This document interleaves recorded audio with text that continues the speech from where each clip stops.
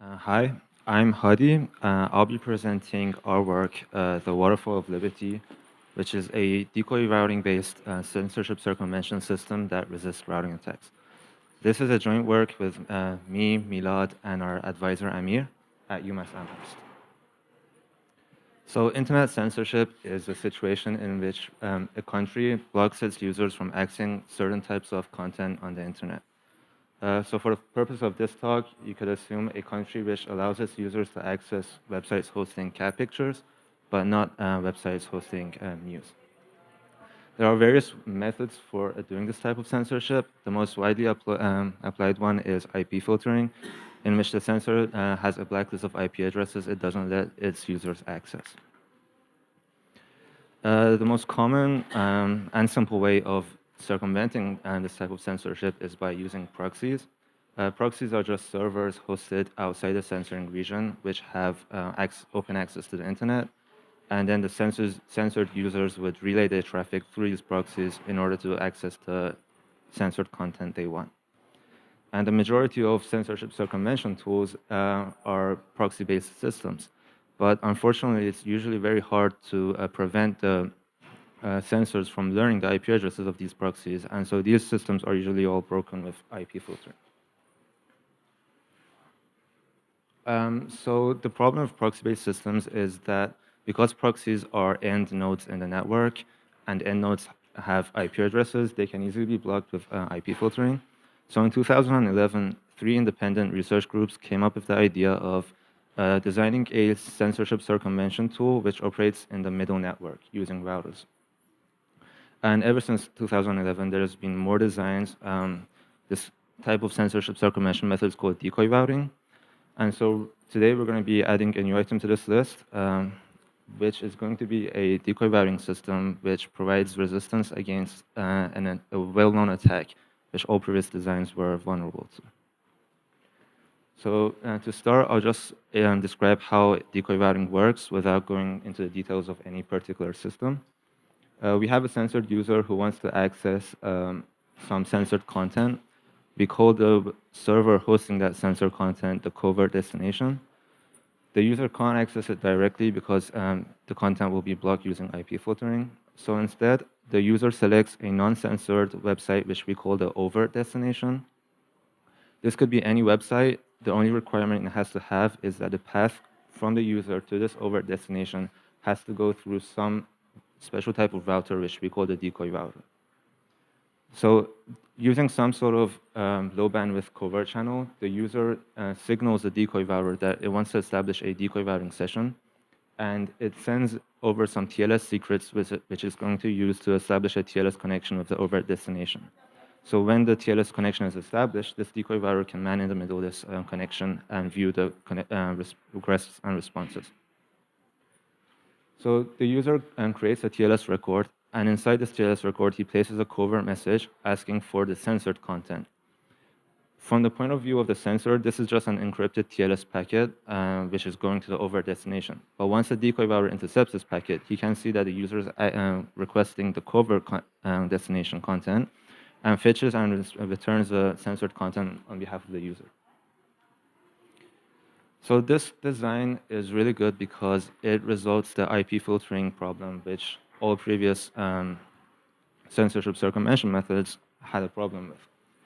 But unfortunately, this decoy routing systems have their own equivalent of the IP filtering attack, which is called the routing around decoys attack, or the RAD attack. And the main intuition behind this attack is that for any given destination which the user wants to choose as his overt destination, there's likely to be multiple paths from the user going to that destination. And so if a given path contains a decoy router so that, that the user can use for circumvention, the sensor could simply reconfigure its routes, upstream routes, to avoid sending packets through routes which have decoy routers in them. This is called the routing around decoys attack. And of course, doing this would impose some costs on the sensors, namely that the sensors won't be using the most optimal routes in the internet anymore. And by deploying enough a number of decoy routers, it's possible that the sensors won't find alternative routes which don't have decoys in them. So they will be making parts of the internet unreachable to their users. And there's been research done on the cause of such attacks for the routers, but none of the existing decoy routing systems provide any good protection against such an attack. So the goal of our work is to design a decoy routing system which provides protection against the routing around decoys attack.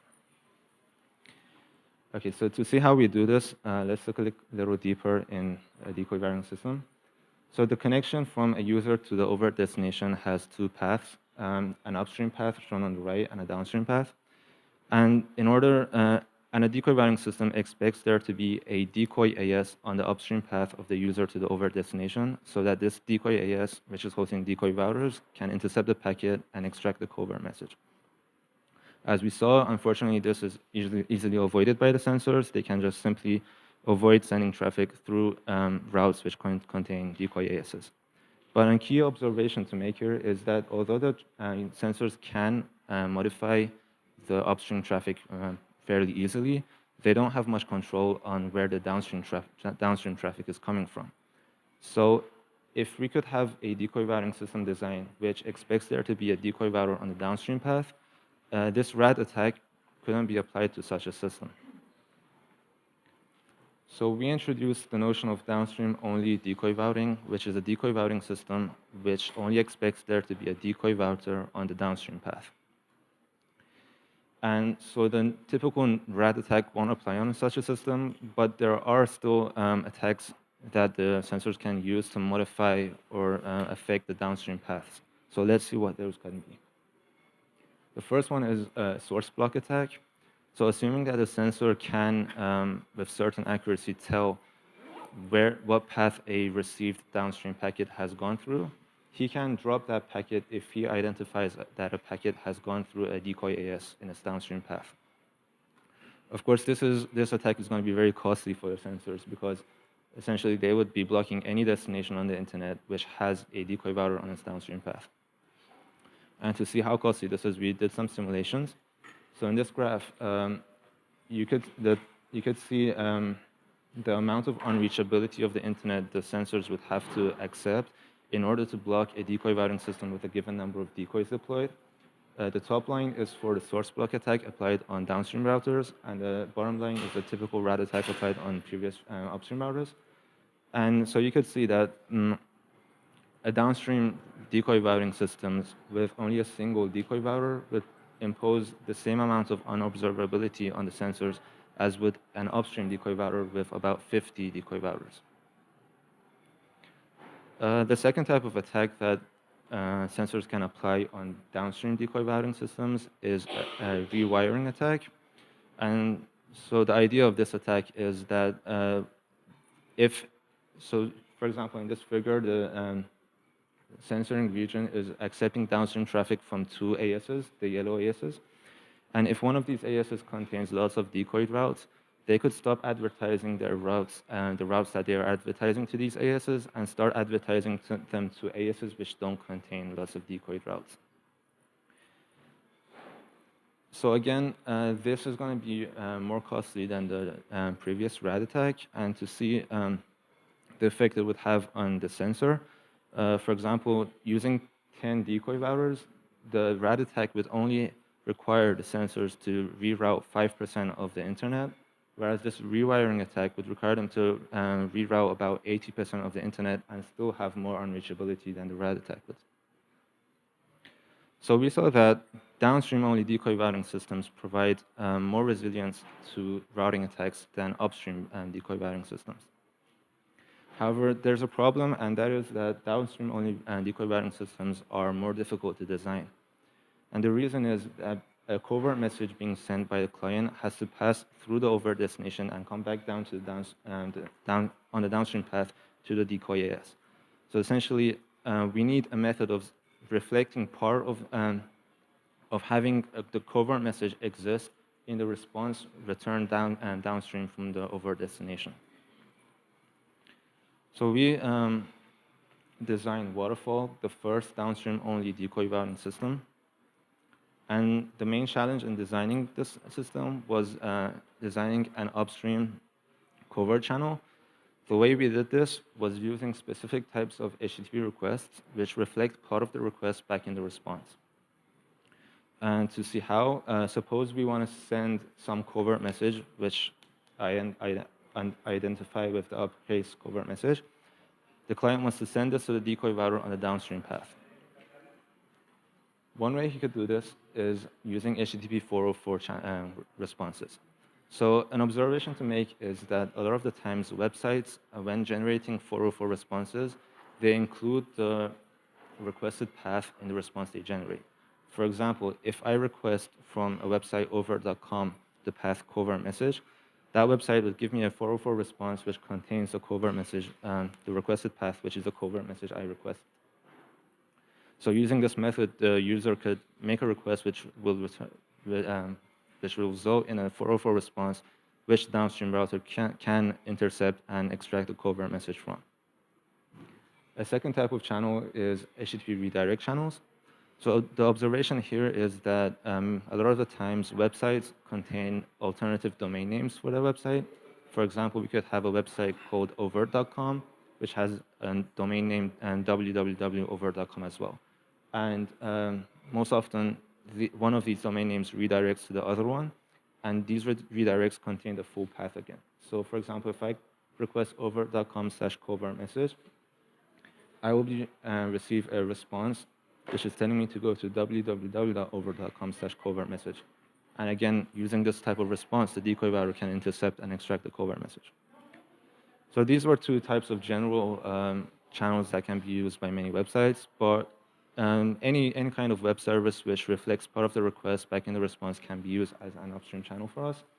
You could, for example, assume websites which have searching capabilities, they usually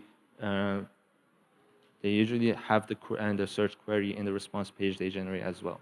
So websites with searching capabilities can also be used as upstream channels for us.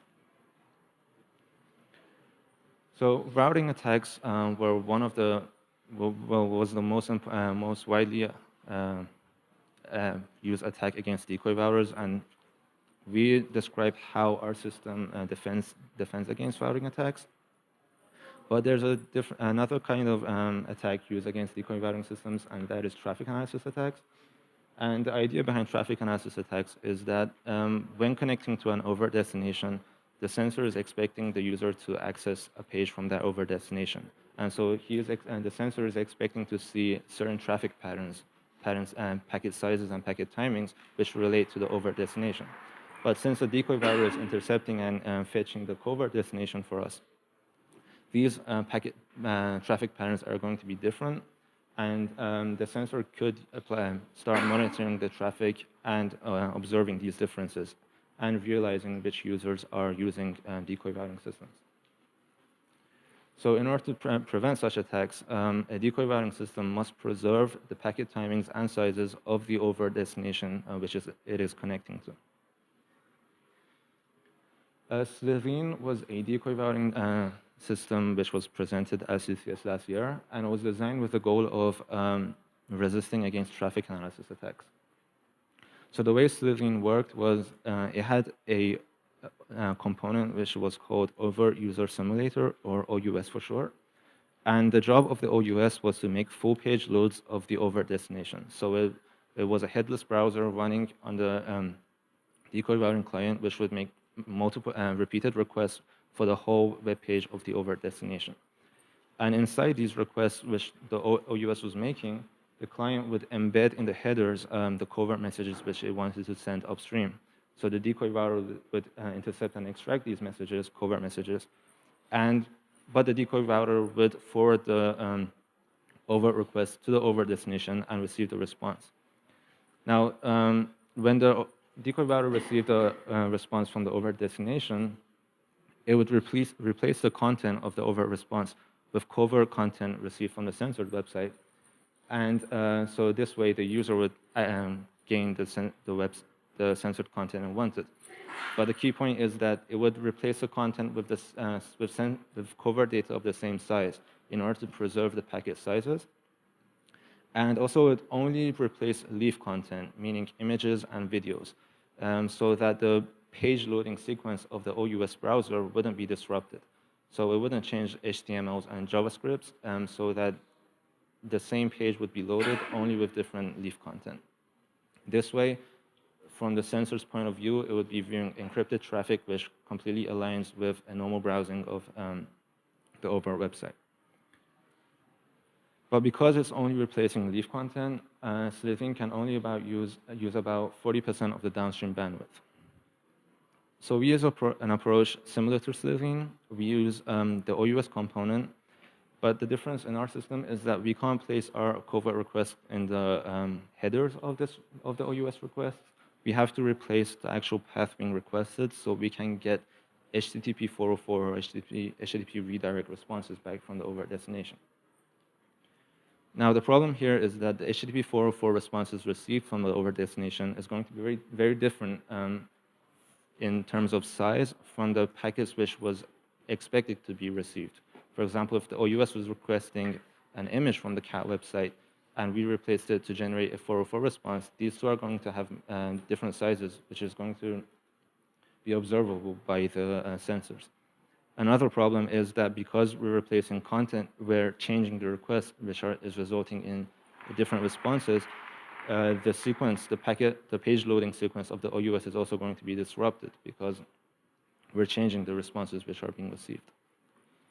So the way we solve this is we only replace requests upstream requests with our own request when those requests are going to have a small response, or a response which is similar in size to a 404 or redirect response.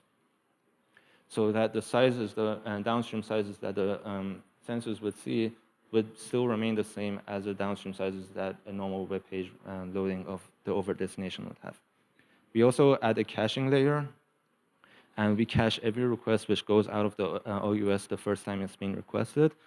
And we respond to the OUS from the cache, so when different responses come back from on the downstream path than what is expected from the overt destination, we respond from the cache to the OUS, so the OUS can continue loading its full page sequence of the overt website.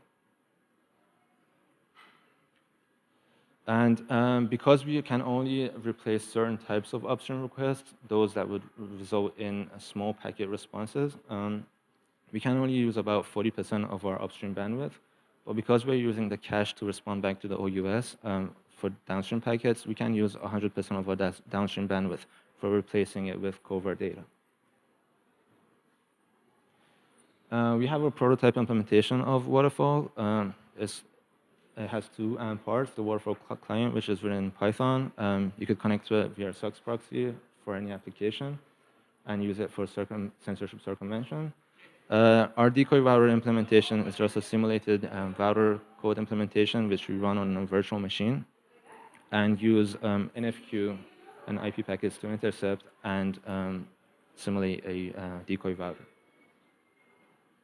So to summarize, we introduced the notion of downstream-only decoy routing, which is a decoy routing system which only expects there to be a decoy router on the downstream path. We showed how it's resilient to the RAD attack and how downstream routing attacks are much more costly to the sensors than the RAD attack. But then we also saw that it's much more difficult to design a downstream-only decoy routing system than upstream decoy routing systems. So we designed the first downstream-only decoy routing system called Waterfall. We showed how we use specific types of HTTP requests for the covert channel and how it's resilient to traffic analysis attacks using the overt user simulator. Thank you.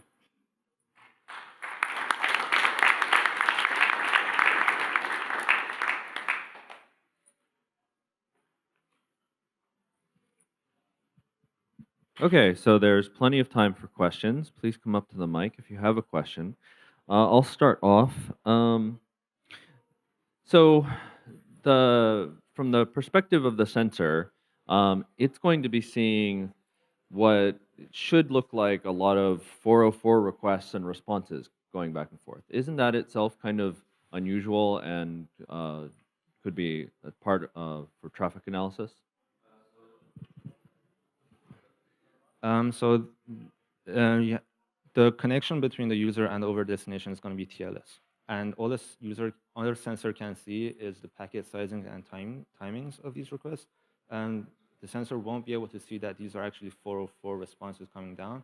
They will only be able to see the sizes of these responses. And so we're keeping the sizes of the 404 responses similar to the sizes of the actual responses which are expected from the over destination by only replacing certain types of requests.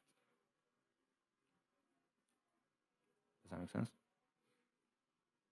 So if a request is going to generate a large response, for example, if the OUS is requesting a image from the over destination, we wouldn't touch that request.